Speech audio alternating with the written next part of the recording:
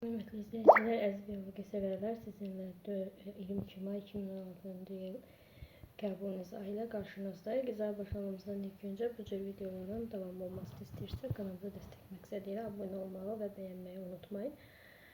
Normal şəraitdə insan minimum 240 tənəffüs hərəkət etmişdir. Bu zaman bir böyrək minimum neçə ilmiyə leykozit geçmişdir. İnsan ilk öncə biz 240 və böləcəyik 16-ya. Nəyə görə? Çünki bir dəqiqədə 16 tənəffüs hərəkət edir. Bu da eləyəcək 15. Burada da gördüyünüz kimi deyir ki, bir dəqiqədə 1 litr, 15 dəqiqədə demək 15 litrdir geçir. Amma böyrəklərindən yazıb. Biz 2 böyrəyindən birlikdə 15 litr. Amma bizə bir böyrək, bir böyrəyindən də olacaq. 15-i 2-yə bölsə 7,5 etmiş olacaqdır. İndi bizə nə soruşur? Deyir ki, bir böyrəyindən minimum nə qədər leykozit gedir. Biz bilirik ki, 1 millimetr kubda 4-10 min olur. Minimum dediyinə görə 4 mini götürürük. 1 litrdə isə 4 milyard olur. Onda 7,5'i vuracağıq 4'ə. Bu deyəcək 30. Şəkildə göstərilən bitkidə ola bilməz. Şəkildə bu şəpəyi bitkisi göstərilib. Bu bitki iki ləpələrə aiddir və bu bitkilərdə torvari damarlama müşahidə olunur. Ona görə də A variantı götürə bilmərik ki, torvari damarlama yoxdur. Sxemə əsasən bütün doğru kəsişmələri müəyyən edin. Qarğıdağlı mürəkkəb qıça çiçək qrupunun çiçəkləri verilib və soruşur ki, doğru kəsişməli. Qarğıdağlı qıça çiçək qrupu dişi çiçək qrupudur. Dişilərdə heç bir zaman erkek olmur. Ona görə bu ikisinin üzərinə dişi çiçəkdə mayalanma baş verə bilər, tozlamada baş verə bilər. Xarici mühitdə mövcud olan dizenteriya amebinin cəmi neçə nüvəsi olar? Dizenteriya amebi xarici mühitə düşdükdə davamsız olur, sistəminə gətirir və o sistası 4 nüvəli olur. 5 dənə dizenteriya amebini 5-də vuracaq 4-də eləcək 20. Buxumayaqlarda xas olan əlamətlərdən hansı daha sonra əmələ gəlmişdir? Ümumiyyətlə yadınızda saxlayın, buxumayaqlar tipinin ən cavan sinfi həşəratlardır. Həşəratlarda qanadlar yaranıb. Digər nümayəndələrində isə qanadlar olunub, yəni buxumayaq tərəf xarici skelet, mürəkkəb göz, traxeya. Bu əvvəlki nümayəndələrində olub. Ən sonunda isə həşəratlar yaranıb və həşəratlarda qanadlar əmələ gəlmişdir. Ona görə də daha sonra yaranan soruşduğuna görə biz qanadları götürürük. Göyərçin onunla fərqlənir ki, yadınıza qaz göyərçindən onunla fərqlənir. Yadınıza saxlayın ki, qazın balaları yumurtadan çıxan zaman üzəri lələklə örtülür və bir müddətdən sonra anasının ətrafına düşüb gəzə bilir. Amma göyərçinin balası yumurtadan çıxan zaman gözləri bağlı olur, aciz olur. Ona görə də Y variantı uyğun gəlir. Yəni balası yumurtanın gözləri açıq, özləri lələklə örtülü olur. Meyozun birinci bölməsinin anafaza mərhələsində ata və ana xromosom hüceyrələrin qütbləri necə paylanır? Ata və ana hüceyrələrin təsadüfi paylanmış olur. Yəni xüsusi bir qanun uyğunluq yoxdur onların paylanmasında. İnsanda qan aşağıda göstərilən sxem üzrə hərəkəti zamanı hansı damarla axmaz? Sol mədricik, aorta, qarın aortası, kapilyarlar, aşağı boşvena, sağ qulaqcıq. Yadınıza saxlayın ki, bu qarın aortası ilə aşağı ətraflara gedə bilər, ancaq yuxarı ətraflara qarın aortası ilə gedən damardan qan keçə bilməz. Ona görə də yuxarı ətrafa aid olan böyrək bazı arteriyasını biz götürmürük. Digərlərinə isə keçə bilər. Yumurtalığın yetişmə zonasından gedən proses göstərilmişdir. KM-in yerinə verilən hansı yerləşdirmək olar? K yetişmə mərhələsindədir və burada xromosom sayı 2N, 2C-dir. Və buna görə də burada hüceyrədə allel genlərin hər iki cüsünə, yəni həm böyüyünə, həm kiçiyinə, həm dominant, həm də resivine rast gəlir. Ona görə K-yə 1 götürürük, yəni 1 K-yə uyğun gəlir. 2-yə isə M uyğun gəlmiş olacaq. K1, M2, bu da B variantından uyğun gəlir. Çox hüceyrəli göbələklər, çox hüceyrəli pensilin və yağlı göbələk çox hüceyrəli göbələklərdir. Maya göbələkləri bir hüceyrəlidir. Eyni zamanda mukorda bir hüceyrəli göbələyə aiddir. Ona görə də cavabımız olur C variantı. Şəkildəki heyvanlar üçün ümumi olan əlamətləri. Bu kərtənkələ sürünənlərə aiddir, qurbağa, suda qurda yaşayanlara aiddir. Ön və arxa ətrafında barmaqların cəmi, xeyr, ona oxşar deyil, ümumi deyil. Sol qulaqçıqda arterial qanın olması, bəli, bu ümumidir. Onurğanın boyun fəqərəsinin olması düzdür. Sürünənlərin onurğanın boyun fəqərəsi 8-dən olur. Qurbağalarda isə 1 dənə olur. Ona görə də biz bunu götürə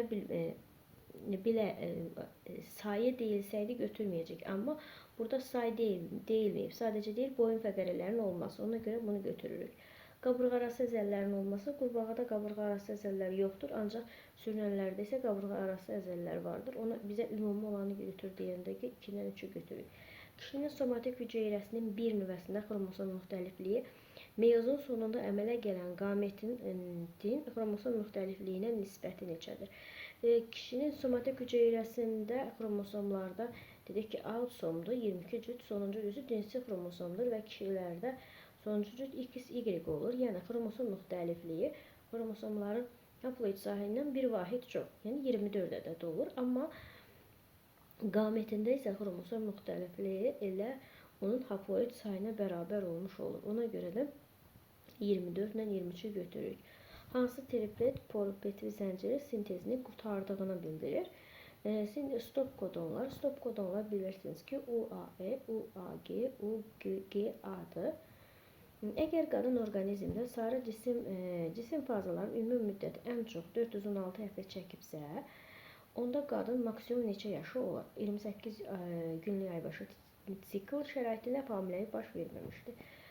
Bilirsiniz ki, 2 həftə müddətində sarı cisim daxili sekresiya funksiyası 416-nı 2-yə bölsək 208 eləyəcək. Deməli 208 həftə olmuş olacaq. 208 həftəndə 208 sikl baş verir.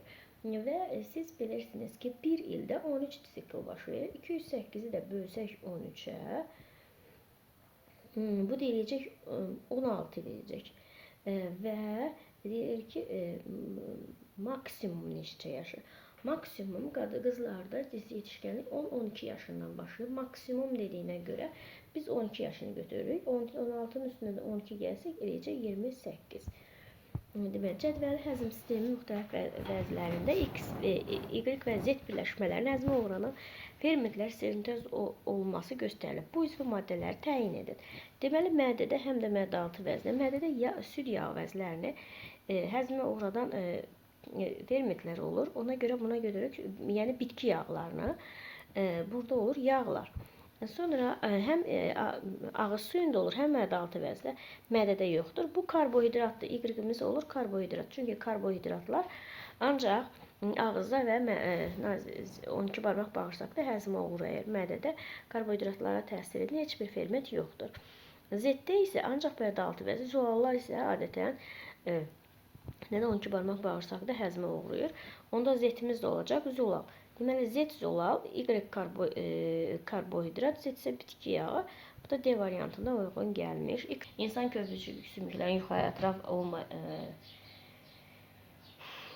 yuxarı ətrafı aid olmayan sümüklərə bilavasitə birləşdiyini söyləmək olarmı? Bəli, söyləmək olar. Çünki yuxarıdan köpücük sümüyü yuxarı ətraf qurşağına aid sümükdür. Çiyin sahəsindən bir ucu sərbəst yuxarı ətrafın qurşaq sümüyünə olan kürək sümüyünə bağlanır. Digər ucu isə gövdə ön hissəsində yerləşən, yuxarı ətrafa aid olmayan döş sümüyünə bağlanır. Ona görə də onlar götürürük.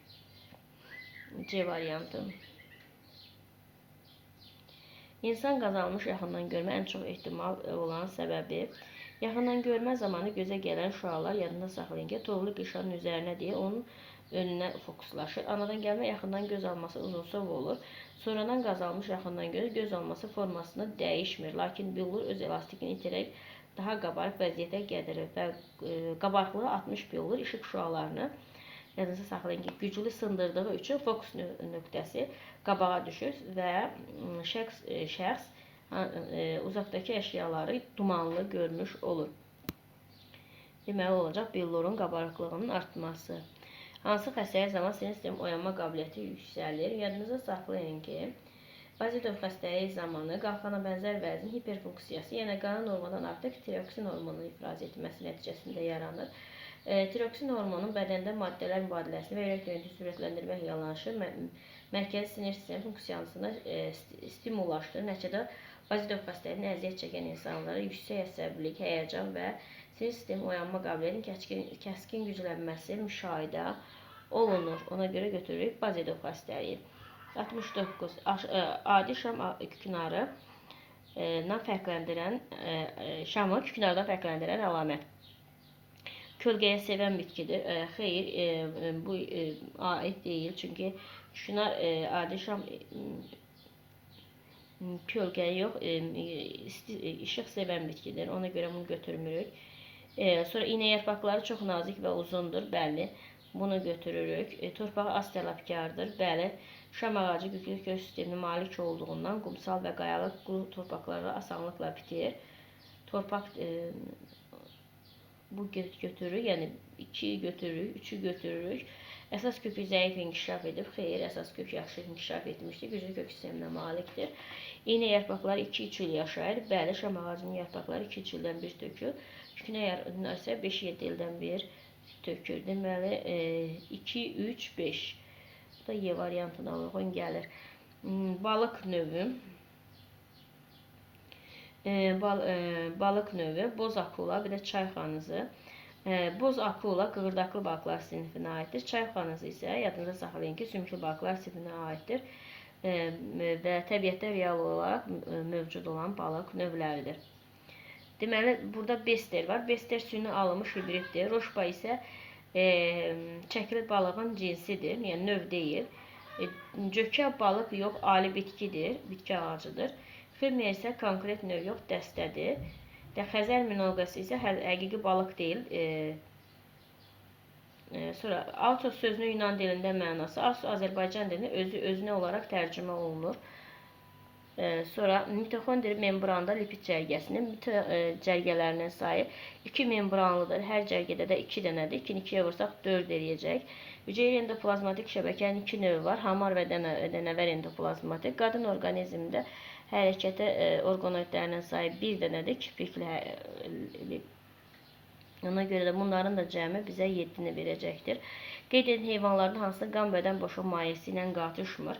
Yadınızda saxlayın ki, qədən boşluğu və mayesi ilə qatışmayanlar qapalı qan damar sisteminə malik olmalıdır. Qapalı qan damar sisteminə malik olan qum qurdudur, neştərçədir, dəniz xanısıdır, bir də yarasadır.